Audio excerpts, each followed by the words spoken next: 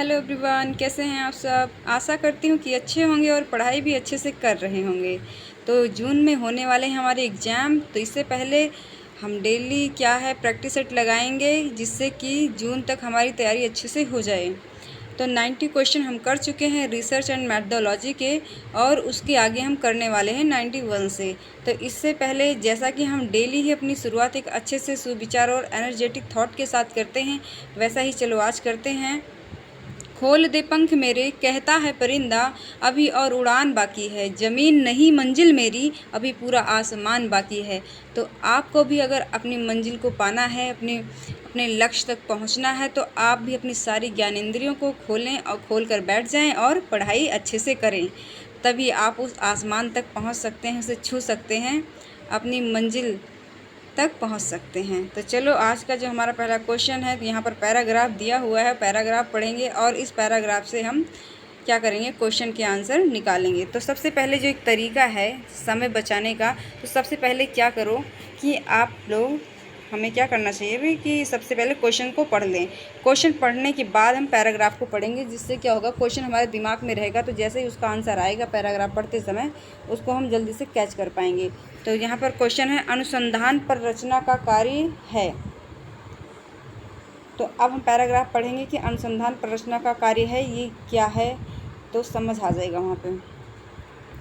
अब दूसरा यहाँ पूछा है, पर रचना शब्द का क्या अभिप्राय है, ये भी दिमाग में रखना है। और यहाँ पर क्वेश्चन बताना है, एकॉफ ने किसकी व्याख्या की है। ये 3 क्वेश्चन बताने हमें कहाँ से, पैराग्राफ को पढ़कर। अब फटाफट पैराग्राफ पढ़ लेते हैं। सामाजिक विज्ञान शोध या शोध में समस्या के चुनाव व निरूपण तथा उपकल्पनाओं का निर्माण कर लेने के पश्चात अनुसंधान पर रचना बनाई जाती है। कब बनाई जाती है? चुनाव, शोध में समस्या के चुनाव और निरूपण तथा उपकल्पनाओं का निर्माण कर लेने के पश्चात क्या बनाया जाता है? अनुसंधान। तो ये ध्यान रखना है, ठीक है। अब आगे है, इसका कार्य, अनुसंधान को एक निश्चित दिशा प्रदान करना है। तो क्या है? एक निश्चित दिशा प्रदान करना है। किसका कार्य? उपकल्पना का। अब किसी भी सामाजिक अनुसंधान की प्रक्रिया को समुचित रूप में पूरा करने के लिए प्रारंभ में ही निर्धारित की गई योजना की रूपरेखा को सामाजिक अनुसंधान की पररचना कहा जाता है। आगे है, अनुसंधान पर रचना या शोध प्रारूप का अर्थ सैलिटज, जहोदा तथा अन्य के अनुसार सामाजिक अनुसंधान का अर्थ सामाजिक घटनाओं तथा तथ्यों के बारे में नवीन जानकारी प्राप्त करना है, अथवा पूर्व अर्जित ज्ञान में संशोधन, सत्यापन एवं संवर्धन करना है। पर रचना शब्द का अभिप्राय पूर्व निर्धारित रूपरेखा है। आगे ध्यान आ गया होगा कि हमने पढ़ा था ना, एकॉफ के बारे में कुछ क्वेश्चन में पूछा गया है, तो इसको ध्यान से पढ़ना है। एकॉफ ने पर रचना शब्द की व्याख्या करते हुए कहा है कि निर्णय कार्यान्वित करने की स्थिति आने के पूर्व ही निर्णय करने की प्रक्रिया को पररचना कहते हैं। मतलब पहले ही जो निर्णय कर लिया जाए उसे क्या कहते हैं? पररचना। यह एक सुविचारित पूर्व अनुमानों की प्रक्रिया है जो संभावित स्थिति के नियंत्रण के लिए अपनाई जाती है। किसके लिए? संभावित स्थिति के लिए अपनाई जाती है। इस प्रकार पररचना का अर्थ कार्य प्रारंभ होने के पूर्व संभावित स्थिति के नियंत्रण के लिए तैयार की गई रूपरेखा या कार्यक्रम योजना। अनुसंधान पररचना का अर्थ अनुसंधान कार्य प्रारंभ करने के पूर्व का एक विधिवत कार्यक्रम है। शुरुआत करने का यह एक तरीका है, आप ये समझ सकते हैं। आगे है, शोध प्रारूप की एक अच्छी व्याख्या कालिंजर ने प्रस्तुत की है। उनके अनुसार क्या है? अनुसंधान या शोध प्रारूप अन्वेषण की योजना, संरचना एवं युक्ति है जिससे शोध प्रश्नों के उत्तर प्राप्त किए जा सकें। आगे है, प्रसरण को नियंत्रित किया जा सके। कलिंजर ने अपनी परिभाषा में अनुसंधान प्रश्न के 2 उद्देश्य, कितने? 2 उद्देश्य बताएं किसने? कलिंजर ने। शोध संबंधी प्रश्न का उत्तर प्राप्त करना, प्रसरण से उत्पन्न दोनों को नियंत्रित करना जिससे वह उत्तर विश्वसनीय वैध हो सके। तो क्या क्या करना है? उत्तर प्राप्त करना है, प्रसरण को उत्पन्न दोनों को नियंत्रित करना। अब देखो क्वेश्चन क्या था, अब जल्दी से आप कर पाएंगे। अनुसंधान प्रश्न का कार्य क्या था? एक निश्चित दिशा प्रदान करना। सबसे पहले हमने यही पढ़ा था। यहाँ पर option number A is right. अगला क्वेश्चन है, पररचना शब्द का क्या अभिप्राय है, मतलब क्या अर्थ है?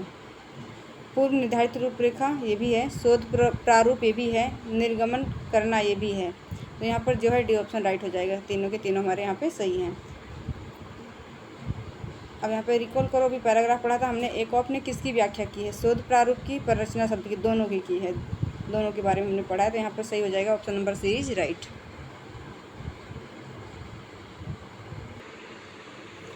अब हम आगे करेंगे। आगे 94 से 104 तक हमें क्वेश्चन आंसर करने हैं। इसमें भी क्या है, ध्यानपूर्वक पढ़कर फुट की सहायता से उत्तर का चयन करना है।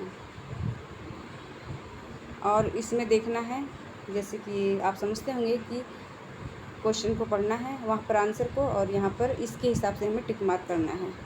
जैसे ए और आर दोनों सही हैं और आर ए की सही व्याख्या करेगा तो हम ऑप्शन नंबर ए के साथ जाएंगे। ए और आर दोनों सही हैं और आर ए की सही व्याख्या नहीं है तो ऑप्शन नंबर बी के साथ जाएंगे। अगर ए सही रहेगा और आर गलत है तो हम ऑप्शन नंबर सी के साथ जाएंगे। ऐसा ही अगर ए गलत है परंतु आर सही रहेगा तो ऑप्शन नंबर डी के साथ जाएंगे। तो ऐसे हमें आंसर करना है। अब आगे देखते हैं क्या है आंसर। यहाँ पे आंसर है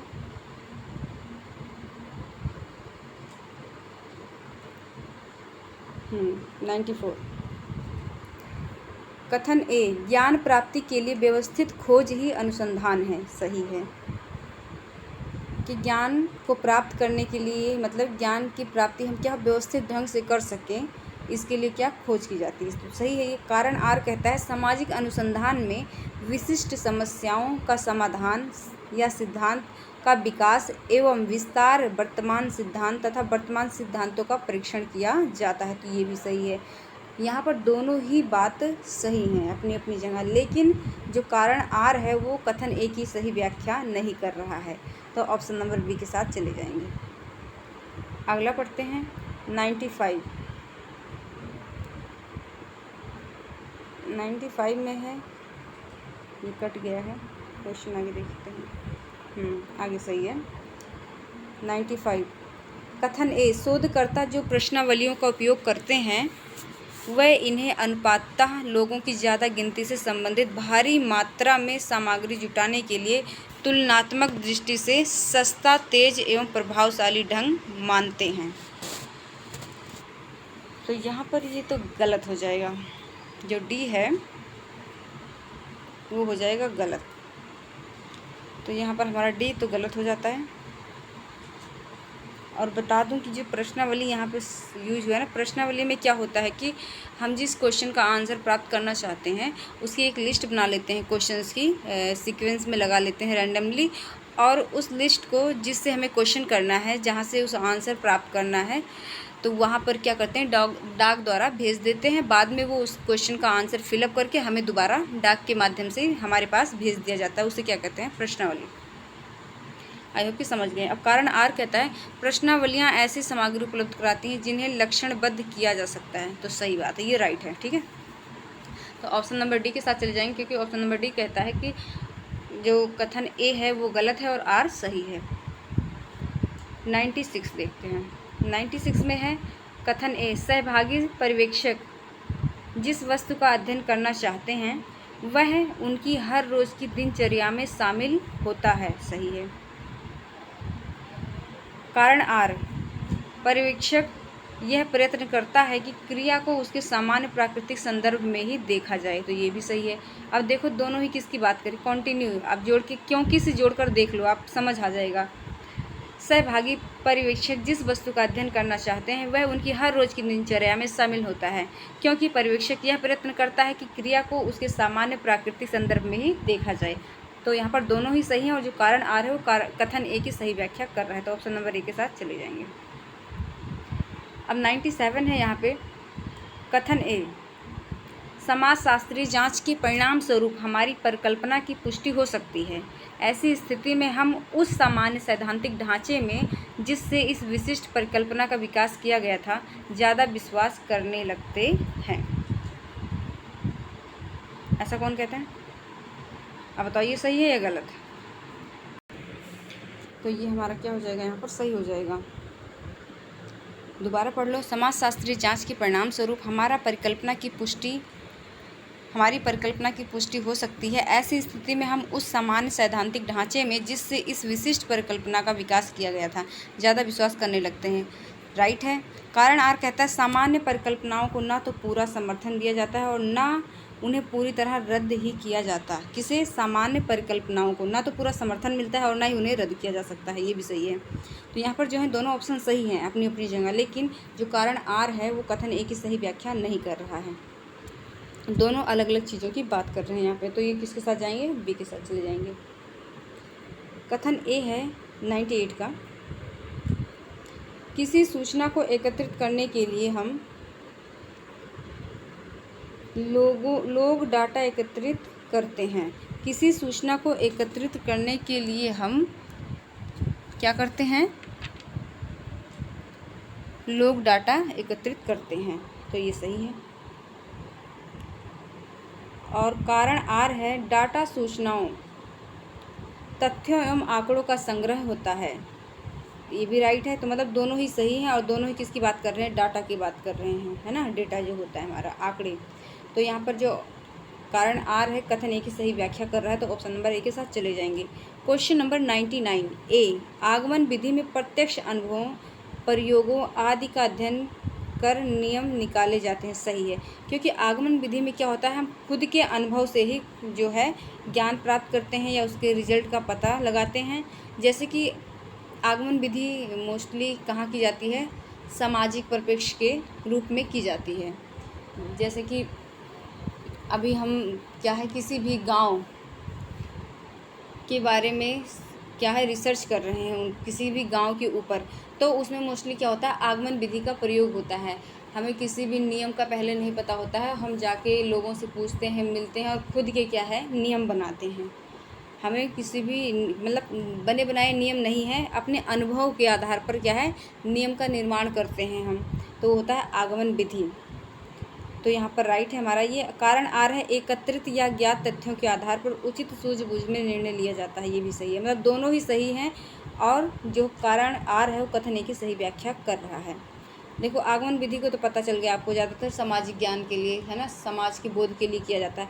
अगर निगमन विधि की बात करें तो आपने ज़्यादा से ज़्यादा किसमें देखो, रीजनिंग मैथ में क्या है निगमन विधि का प्रयोग होता है, क्योंकि उसमें नियम पहले ही बने हुए हैं। लाइक फार्मूला हमारे पास है, हमें क्या है बस क्वेश्चंस को उस फार्मूले में क्या है पुट कर देना है और आंसर आ जाएगा। तो ज़्यादा दिमाग नहीं लगाना पड़ता है हमें। लेकिन जो इसमें आगमन विधि में हम खुद उसका निर्माण करते हैं नियम का। आई होप कि आप समझ गए होंगे क्या अंतर है बस। लेकिन फ़र्क ये है आगमन विधि क्या है, प्रूफ नहीं है किसी चीज़ के लिए कि हम आज आगमन विधि द्वारा हमने इस समाज का अध्ययन किया है और वही जो यहाँ पर आज रिजल्ट आया है, ज़रूरी नहीं कि वो आप दूसरे समाज में अगर जाते हैं रिसर्च के लिए तो वही रिजल्ट सेम आए। तो इसलिए क्या है इसको क्या है मतलब कि ये बोल सकते हैं कि मतलब ट्रूथ नहीं मान सकते आप इसको। लेकिन जो निगमन विधि है उसका फिक्स है, आप कहीं भी अगर आप कहीं भी आज यहाँ मैथ के क्वेश्चंस निकालते हैं कि कोई भी क्वेश्चन है उसका आंसर ये है, अब वो कहीं भी चले जाएं आपकी कहीं भी और उसका क्वेश्चन आप निकालने के लिए कहते हैं तो उसका आंसर सेम होगा। अब ऐसे ही मूव करेंगे। हाँ 100, क्वेश्चन नंबर 100 कथन ए कहता है निगमन विधि सिद्धांतों को बलपूर्वक रटने के लिए बाध्य करती है। सही है, क्योंकि देखो हम क्या करते हैं मैथ के जो क्वेश्चंस करते हैं तो फार्मूला क्या हमें रटवा दिया जाता था, पहले रट्टा मार लेते थे और उसी अगर फार्मूला याद है तो आप क्वेश्चंस को सॉल्व कर लेंगे, अगर आपको याद नहीं है तो आप सॉल्व नहीं कर पाएंगे। तो ये बलपूर्वक रटने के लिए बाध्य करती है, राइट। वहीं पर कारण आर निगमन विधि से अध्यापन पर छात्र पाठ में विशेष रुचि नहीं लेते हैं, क्योंकि क्या उसमें क्रिएटिविटी नहीं रह जाती और बच्चे को क्या रटना पड़ता है और उसी के हिसाब से करना पड़ता है। लेकिन जो आगमन विधि है उसमें बच्चा खुद एक्टिव रहता है करने के लिए, कैसे किया जाए, क्यों कैसे वाला, है ना, क्यों कैसे कब, इस टाइप की क्वेश्चंस उसमें हम पुट कर सकते हैं। और इसमें क्या है निगमन विधि में हमारे प्रति जो जिज्ञासा होती है वो कहीं ना कहीं दब जाती, ख़त्म हो जाती, कोई जिज्ञासा नहीं रहती है, क्योंकि सब कुछ बना बनाया है, बस उसमें क्या है फ्रेम बना के दे दिया, आपको फ़ोटो उसमें लगा देनी है। तो यहाँ पर क्या है कि जो कारण आर है वो कथन ए की सही व्याख्या नहीं कर रहा है। तो इसलिए ऑप्शन नंबर बी के साथ जाएंगे।